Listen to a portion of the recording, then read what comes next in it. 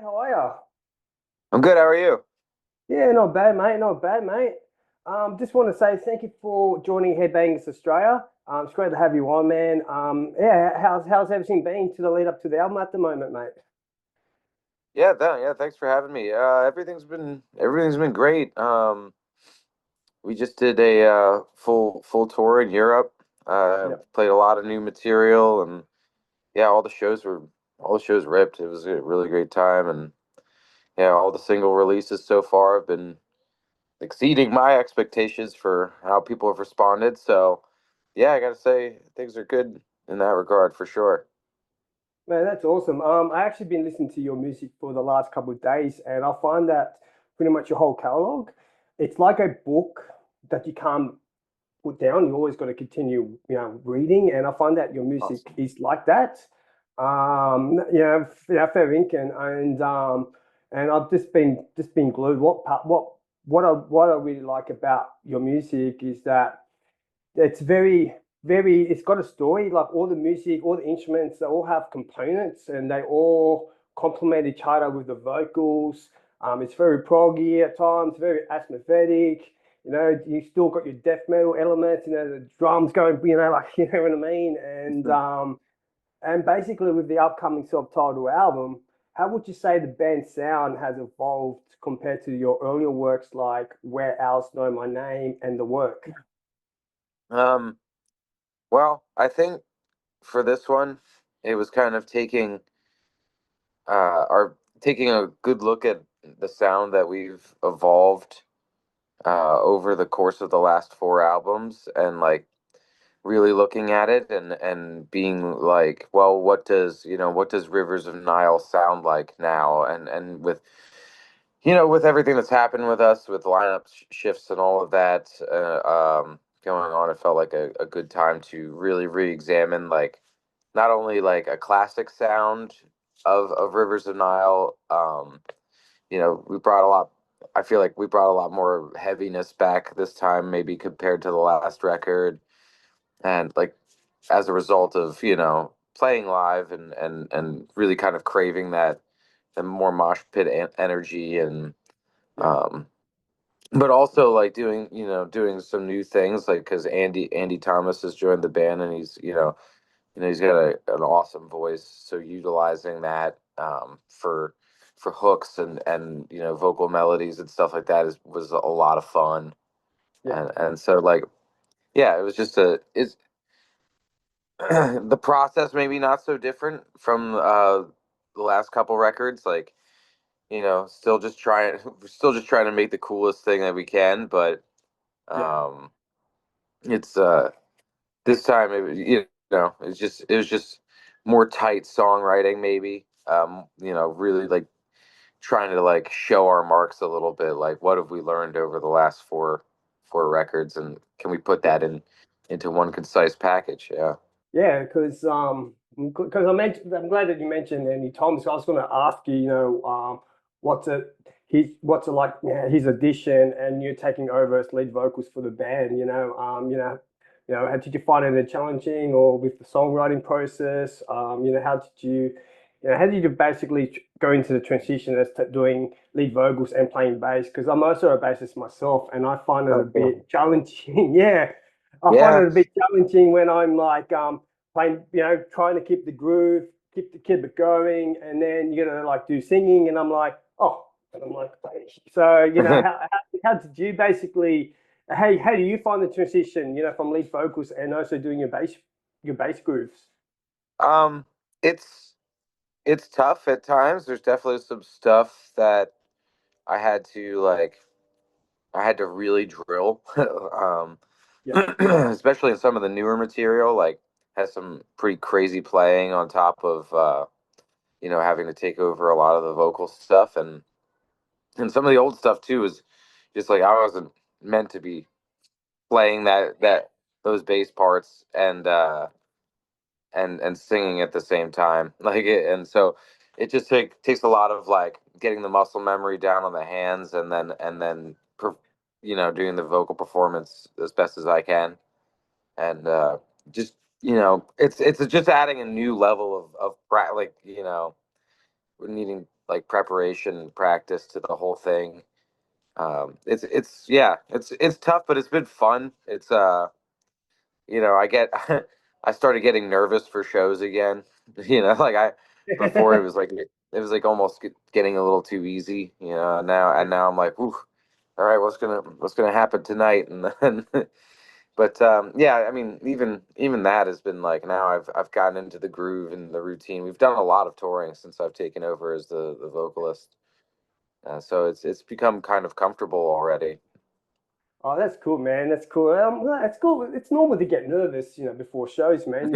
It's human. If you're not nervous, then like in the main, like if you don't get nervous, then it's like, Yeah, yeah. well, I mean, not you know what I paralyzingly mean? nervous, but I feel something, like as before Yeah. it was like it's getting to a point where I was like I could play all these songs just it blindfolded in my sleep, and like and now I have to like think about it again. It's so it'd be like ooh, there's a little excitement in my in Yeah. my whole thing. Yeah, like I don't know what the bass players' culture is like at the States compared to Australia. We normally get picked on basses, basically by the Sure. guitarist. So I'm not sure if it's the same over there, but if you play and sing at the same time, you got to yep, I've got to make sure it's spot on because I don't want to get those fucking bangers, when I'm fucking, you know. Yeah, man. Yeah, I try not to take any guff from guitar players. I don't know. Yeah, I know same. their tricks. I know their tricks. So, Yeah, uh, you know, I just, get up there and I do my thing and I rip it. I just don't gotta just try not to worry about what what anybody yeah. thinks. Yeah, it's a sin, man. End of the day, the bass is the foundation of all the kind of music elements. No matter if it's jazz, blues, metal, it's got to have a groove. That's one Yeah, thing for sure. bass players when I'm a bass player. I probably want to go a bit more because one of my songs that you've just released, like you released songs American Death, which is very, very, for my opinion, it's very, very traditional death metal kind of thing. But then the clean vocals click in. My favorite song is probably House of Light because, as I mentioned earlier, I like the way how the music tells a story and the intro sets the whole tone. Just the saxophone comes in, and then the vocals come in, the clean singing. I think there's whispers from your voice as well. So there's kind of acts, and then the drums kick in the middle of the verse, and then it just builds up, like you just hear all these little subtleties, and I just like I get the humming in my head. It's stuck in my head for days, and That's and yeah, you that's what we're going for, yeah. Well, if it starts getting songs in your head, and then basically it's a good song. So I Yeah, really want to that's talk about what the I song, bro. tend to think. Yeah. Uh, and I basically, because you use saxophones and these guys known to use other instruments as well, um, you know, what basically gave you guys that kind of direction, blending in all these other instruments and just going, this really works and we want to stick to it because it's giving us our creativity. Right. I mean, I think it started because maybe on our first two records, we, started making kind of getting the ball rolling on making things sound more atmospheric. And a lot of times the way for us to do that was to like layer guitar parts, like it'd be the heavy rhythm guitar, and then there's maybe a lead line going on in the background with like it's like a delay and reverb guitar, and it sounds kind of spacey. And I was like, and we kind of did that a bunch on the second record, and then then the third record was coming around, and I was like, well, what if we take that basic concept and move it from guitar to other things? Like we could, introduce like like mellotrons instead of the delayed and reverb guitar. It's easy enough to do with modern plugins and stuff like that. At least to get a demo for what want it to sound like. And yeah, and then it just sort of snowballed from there. from the Mellotron stuff that we added to the early demos of Where Owls Know My Name, and that informed a different vibe, I guess, to the rest of the music, and left, left a lot more space. That was like, well, I mean, we have this big open section. It's like, can we? And it's like, it doesn't seem like appropriate for vocals, but and like do we do another guitar solo? And it's like, no. What I mean, well, what if there's like a saxophone here or something like that? It was kind of impetus for that, and it just kind of the vibe snowballed from there, and like we just kind of from there it's just kind of like seeing like, well, yeah, like let's try it. Like there's nobody in the room saying like, no, don't do that, that's stupid. Like Yeah. we're all just so down to find out what the vibe will be like if we try this thing. And now the new album, I feel like it's gotten to a point where like we've kind of really surgically implemented that stuff. And yeah, like the intro to House of Light is just this big buildup of all these different elements. Like it's like the band itself is just sort of tuning up and piling on itself. There's that acoustic guitar in the back. There's a sample of the waves and the sound of the foghorn, and everything just blossoms together. I think it's a cool way to do things. It's just adding more elements and more sonic textures to your music if you can. Yeah, yeah, definitely, man. There's no always like set rules when it comes to creativity. If you stick by rules, you're not going to get anywhere. So, for you guys to go, let's try this, let's try that. There's no rules. So, and it worked well, and that's what really blown me away to listen to your music through your back catalogs, because you don't know what songs are going to be like when you hit listen to it on the playlist. And I really love the how it's just like each song itself from the U record, that the Metal Blade records are sent through our media site. Hmm. They all tell a story, even the back catalogs. Each song tells a different. I think with the album, which is going to be released on May 30th, so not too long, not too long. No, no.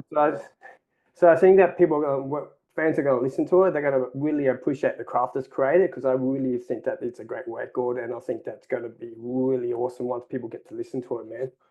Yeah, me too. I'm excited for people to hear it. I mean, I'm sure there when people start liking bands, they kind of build up different expectations, and so like maybe some people are gonna wish things were one way or wish things were another. I mean, but I feel like this album is a real like it feels like a real like good exploration of the things that we've already done, and mixing that with things that we could possibly do from here on out. Yeah.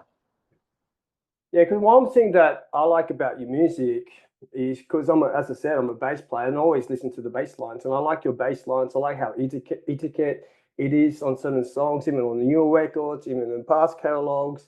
I guess like my question is, being a bassist and being a bit of a gear nerd, is what's your go-to sounds like? What's your gear setup like for your recording and going live? Do you have a go-to setup? Um, we uh we use a like we've started to use Kemper profilers, for everything. Like years ago, um, Brody started using them on guitar, and then I would always kind of just plug in like a dark glass B7K, and maybe like do some compression and some little EQ mixing here and there in post, and just a level of grit to it. Pretty simple as far as the bass goes. Like it's only in the last like in the last two records now where I've even like had the bass, like there's like a clean bass channel and a dirty bass channel, like certain parts edge off of the gain and stuff like that. But yeah, all the tones I have are ones that are built into um that we did in the studio, and then I just kind of ported the settings over into my Kemper, and Yeah. now they just have the just all saved in there. I can't even remember what's on there anymore. But yeah, Yeah, I mean, I just know that I plug it in and I'm like, yeah, that sounds sweet. As long as my Yeah. strings are new enough, I'm usually pretty happy. Yeah. Yeah, yeah. What's pretty much what's your go-to bass guitar? Like I've noticed, I saw it on the film clip and I watched American Dad. It looked like a Spectre. I just couldn't really pick up the Yeah, logo. yeah. I've been playing Spectre for a long time now. Since I think our first full length, Yeah. I've used them on every record, and yeah, I think at the first album I used a like a Korean Legend series Spectre, and then I moved on to um, the Euro Spectre for Monarchy and Where Owls Know My Name, and then these newest two, I've had an American made Forte 6 string. Yeah. Um, yeah, all really phenomenal basses and very easy to get cool sounds that I want out of them. And we have a funky tuning. It's really low and deep, and I play an octave down from the guitars, so it's like Yeah. I'm in drop F sharp for most of the time, and Okay. Awesome. uh, on this big giant piece of wood, and it handles really well, handles that tuning, and yeah, I mean I know a lot of guys would probably go for like maybe like the extended range kind of setup, like the fan fret setup, or like something like a dingwall maybe for this low of tuning. But I really like the way the Spectres play and sound, Let me speak because I actually play Spectre as well. I've got a Spectre NS Pulse. oh, I sweet, find sweet. Yeah, on 5 string. I find that with the Spectres because they, for me, they're similar to the Warwicks. Because the Warwicks got their own kind of pickups, their brand, and they're very hard when you put them with dark glass distortion. What I found with the Warwicks is that it's very high gaining, so it's probably good if you're like depends what kind of style of metal. But I find that with the Spectre and S Pulse, especially they got the EMG pickups. So with you playing the Euro, do you have the EMGs or do you have the Ascula? I can't even pronounce that other brand. No, they're all EMGs. I think Yeah, the my Forte, my main one that I use now is a EMG X's in them. Yeah, yeah. very sick pickup, cranks really hard. I just kind of like, leave them pretty much as hot as possible all the time, and and yeah, I think they're great, and Yeah. it handles the tone well, and there's still a lot of bottom, even when they're really hot, and gives you that that fuzzy sound live Yeah. that I like to hear. Oh, when I listen to it, when I listen to your bass tone, man, you can definitely hear that fast, man. You can hear that tone, and yeah, man. Just when I saw that clip, I'm like, I wonder what kind of bass guitar he's using. What kind of setup. And I was like, oh, it looks like a Spectre, but no, man. Being a Spectre lover to another Spectre lover, it's fucking awesome, bro. Yeah, yeah. Yeah. Just to let you know pretty much about our channel, we pretty much work with local bands in Australia, local underground bands, and we try to put them on the Mhm. YouTube platform, just to give them a bit more Cool. exposure through the YouTube audience. In Australia, we've got a lot of good death metal acts coming. We've got bands like Anoxia. They toured with bands like Left to Die. Last year they done Running Christ. We had bands, also got bands like Carnal Visual and Slaughtercourt. They played, they supported Nile, and we've got other Oh, cool. local bands like Gossip Crow as well, man. So we've got some good death metal bands in Australia playing, with those kind of acts that's coming to Australia. From your experience as a musician, probably from your career and getting to where you are right now, do you have any advice for those kind of death metal bands that are looking to go, let's try to progress more with their careers because they're starting to get those international supports. Yeah, I mean, I think, yeah, if I could just if I give anybody advice to doing this kind of thing, it's usually just like make sure you're having fun. Like Yeah, I know that maybe seems cliche, but it seems to be that there's a lot of like people who take it seriously to the point where like they like if you're in the local scene and you're just like really competitive with one another and you're all grinding for the same spots on these shows, like it's it's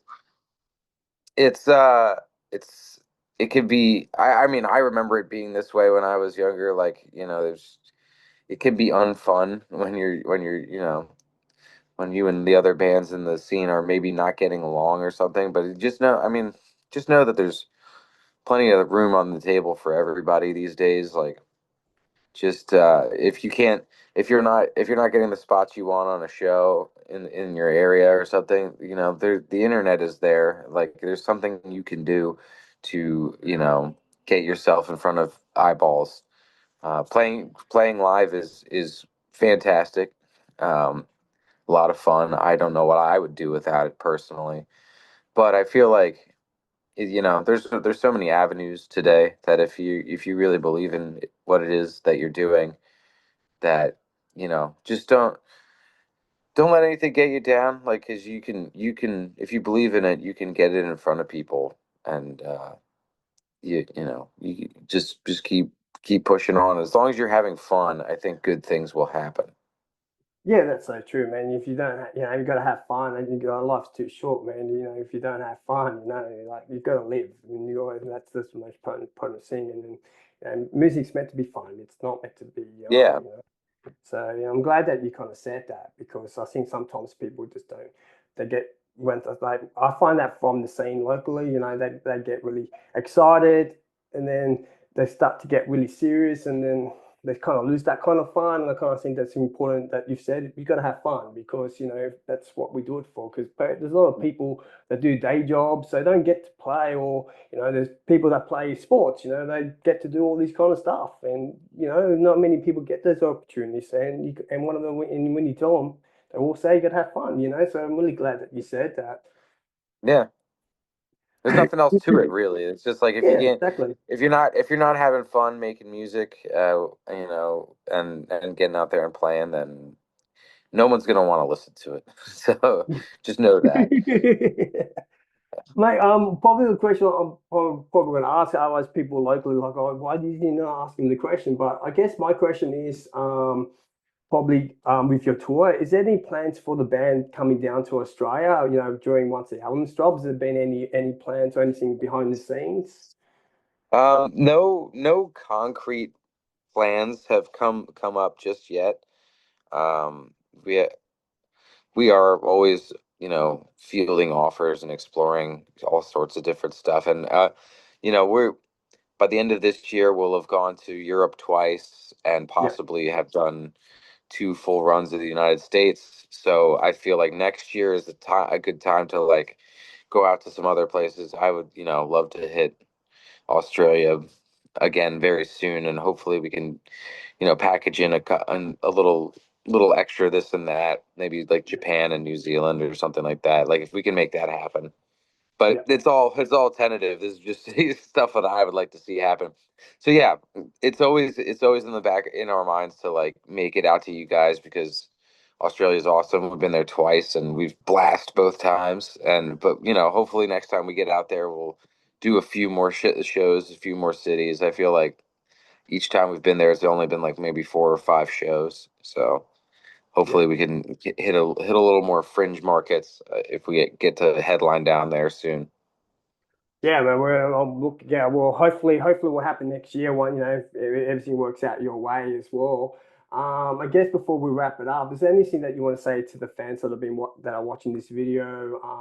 Just for their support as well. Is there anything that you like to say to them? I just yeah, hey, thank you very much for to anybody out there who listens to the band and cares about what we do and thinks about the music that we make with any kind of active critical thinking at all. Like I think it's amazing. Even people that listen to us and then they're like, I don't like this album or I hate this. I'm just like, yeah, wow. I mean, thanks for even like thinking about it because so many people have just you can just so easily not think about a thing. Like, yeah. And I think it's cool when anybody thinks anything about what we do. So thank you for that, and yeah, thank you to Australian fans for being awesome and we'll see you all as soon as we possibly can. I promise. Mate, we cannot wait for you guys to come to Australia. Hopefully in the next year, once all these things go the way we want behind the scenes for the tour. Mhm. Mate, it's great to have you on the channel. Those who are watching, do yourself a favor, pre-order Rivers of Nihil self-titled album, which is going to be out on May 30th on Metal Blades Records. It's a great album. And yeah, man, and thank you so much for joining in. And we'll see you next time when you play live. And we're Of looking course. forward to going through your journey along the way as well, where the album is once released as well, mate. So thank you so much. Yeah, thank you very much, man. I hope you guys have a good night.